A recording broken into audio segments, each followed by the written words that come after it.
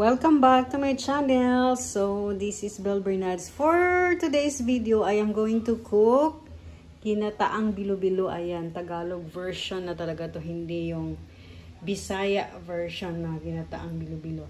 So, meron tayong kamuting kahoy, cassava.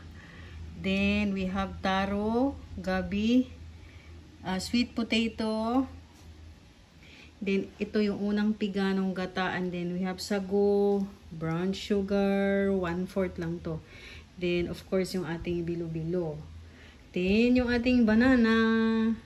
Then, yung ating langka, of course. Ito yung pangalawang piga. Ayan. Okay, so, lulutuin na natin. Lagyan na natin yung pangalawang piga. Ayan. Yung ating kamuting kahoy. Itong ating gabi at sweet potato. Ayan, kasi matagal yan sila maluto. Ayan, unahin na natin. So, natin yung ating bilo-bilo. Ayan. Yung banana. Unahin natin yung ating yung unang piga. Ayan. Okay, last but not the least, sugar natin. Halo. Ayan, ang sarap. My God. Oh my God. Ayan, ngayong tag-ulan, masarap tong ginataang bilo-bilo mga mi.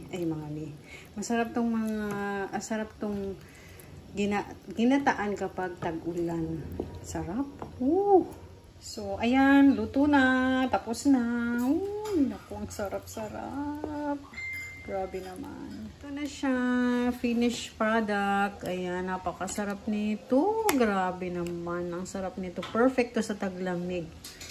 Ayan. Super lapo to. Ito yung bilo-bilo.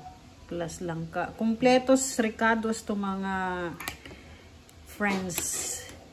Guys, yeah. Completos ricados to. Guys.